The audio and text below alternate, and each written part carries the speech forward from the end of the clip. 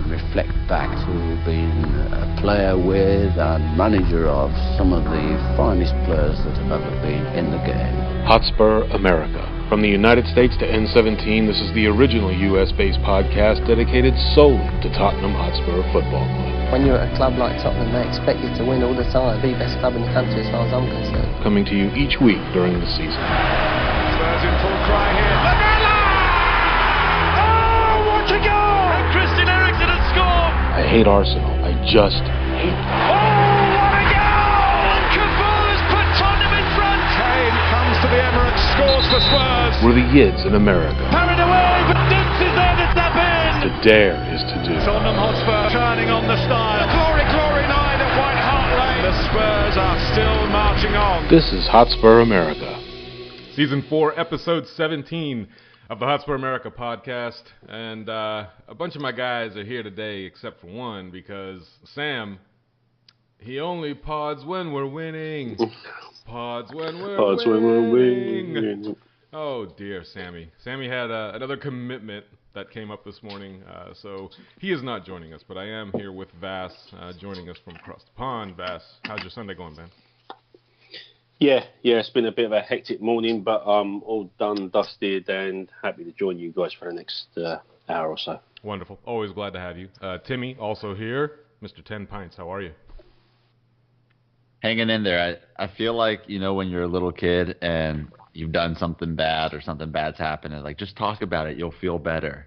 Hopefully, I guess that's what this pod will be like. Maybe I'll feel better after talking about it. Yeah, little does anybody know that the podcast started as basically therapy for Simon, Sam, and myself to get our woes out, because a few years ago we were underachieving, and now we quite overachieve. And Simon, I'm sure, remembers those days. Simon's here this morning. How are you?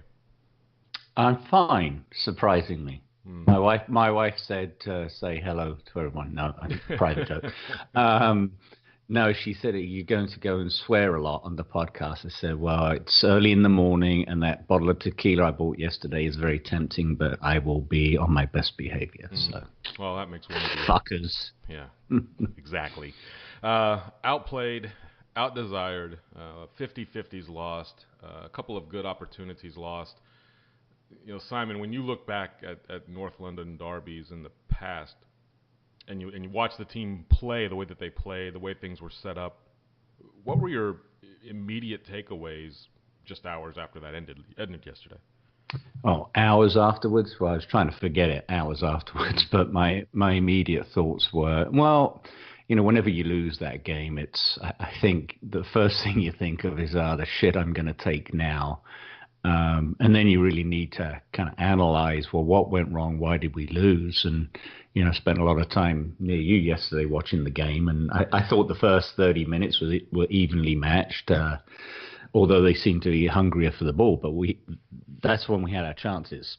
Once they went ahead, we really didn't create any meaningful chance. I think that one that Son had towards the end that he blazed over the bar. But we had a couple of opportunities to test check.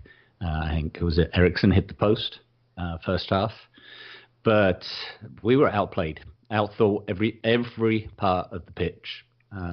They were hungrier for it. They tackled well. I hadn't seen an Arsenal defence play that well in years. They just seemed to get to everything before us. Their cohesion from defence into midfield transition to breakaways, counters, whatever, was just it was like watching us on a good day, and that was definitely us on a bad day. We just didn't seem to have any ideas to counter what they were doing. Vass, when is there any way that players, you feel like, read the headlines and start to believe in this quote unquote power shift in North London, that they feel they don't have to put in a solid shift in a North London derby to get a positive result, or possibly vice versa, where Arsenal players are reading that and say, I'm going to go prove a point today? Do you think that has anything to do with anything? Not really, Ken. It just seems to me that Arsenal are the new West Ham. They're up for the Tottenham game, and let's see if they'll do very much against Burnley next week. It's really hard to sort of stomach. I've never seen them sort of fight like that for everything. They were at full strength and I guess we weren't. And also, it became clear as the game went on that some of our players didn't look totally on it, but I think that was more to do with lack of fitness, or so it seemed to me, than any overconfidence. You can't go into any game being overconfident, because invariably it'll come and bite you in the ass. So, I don't think players take too much notice. I could imagine that perhaps our players turned up at the Emirates feeling good about the game and how they were going to approach it, but clearly, as it panned out, it just went totally the other way. There were so many things wrong yesterday. I could talk for ages, but I don't think that had anything to do with it, to be honest with you, Ken. Talking for it. That's why we have you on the pod, man. That's what I want from you. I'm gonna bounce this over to you.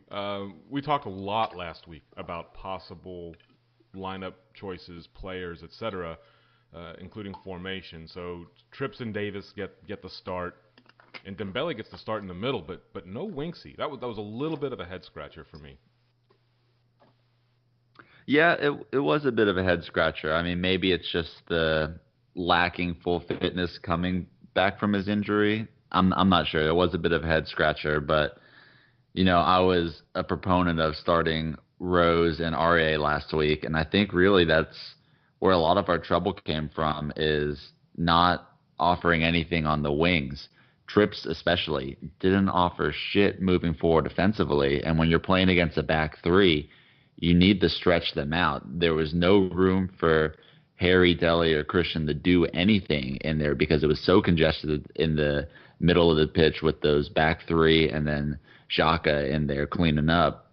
I mean, we just didn't exploit them, especially on our right side where, they're a little slower with Monreal and Kolasinac and Xhaka. Trips could have done some damage down there, and he just really didn't offer anything at all.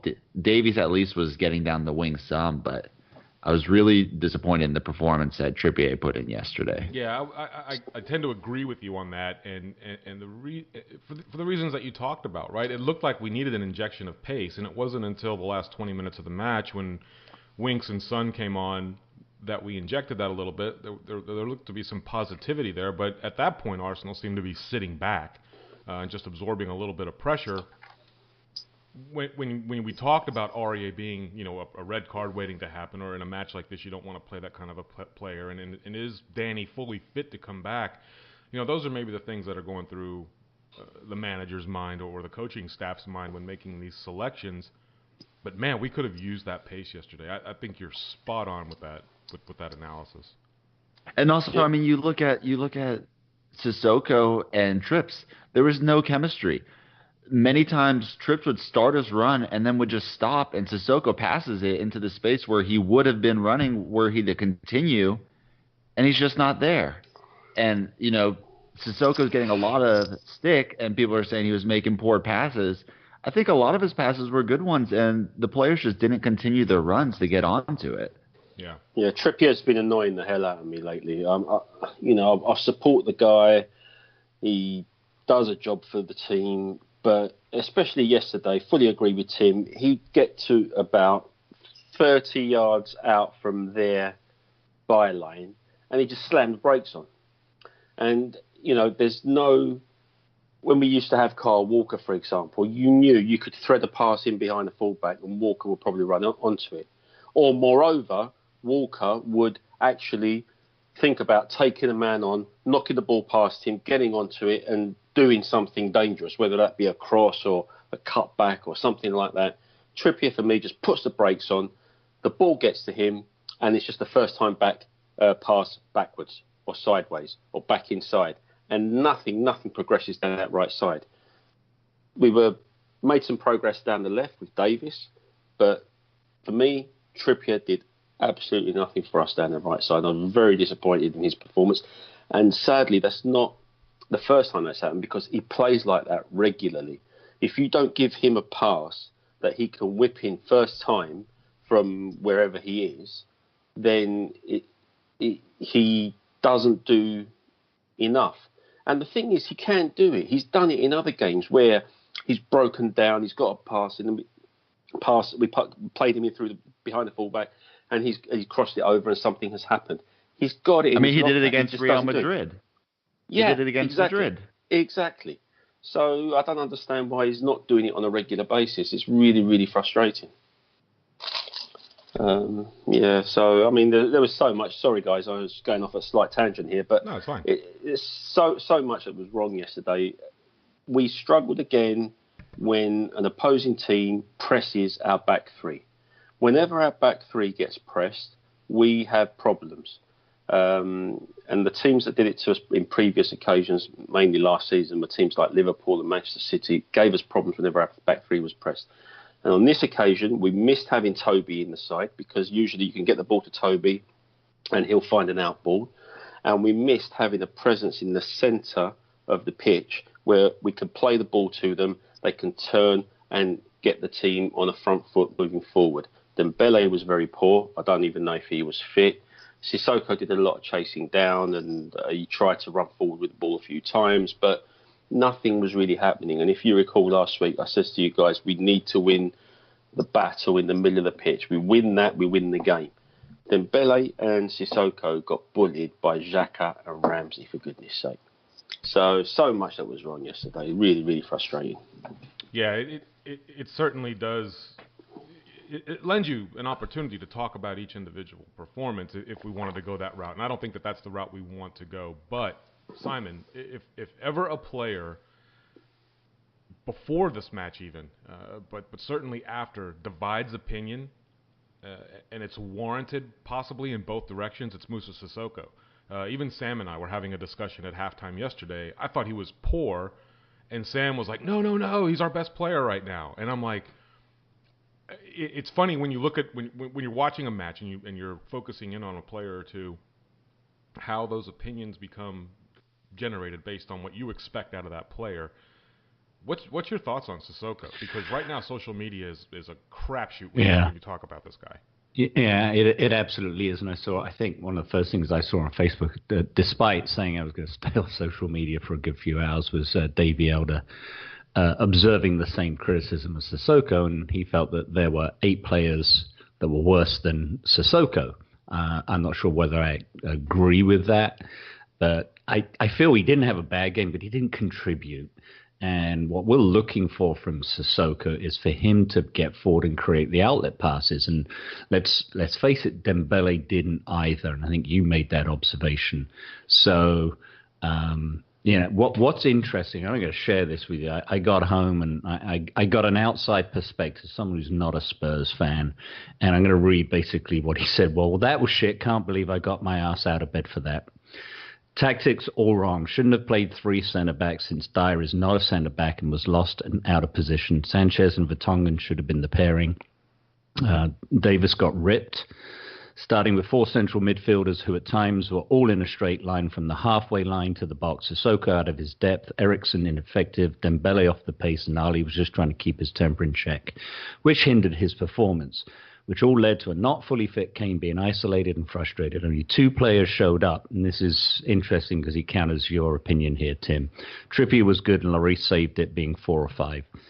Really need to stop with the Dyer and defence trial. It's not working. Either recruit the players for the system you want to play or adjust your system for the players you have if injuries dictate. Yes, both goals were offside, but unfortunately Arsenal were the better, more organised team. So, I agree with a lot of that, and I mean, opinions are opinions, and they divide us. Well, hang on, let me finish.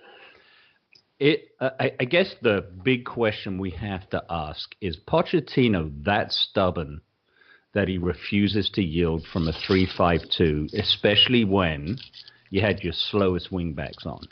Would he have been better? We all know that the Rose vitriol that's going on out there has him packing his bags already to Manchester, but Pochettino felt he needed more training, and we've already heard about the Aurier debate. So if that's the case, would you have been better off putting Dyer in front of a flat back four? You want this first, Vass, or me? Yeah, go on, Tim. You can go. Go on. So I didn't agree with a lot of that, to be honest, but anyway. I mean, just one of his very first comments is Dyer's not fit to play in the back three, and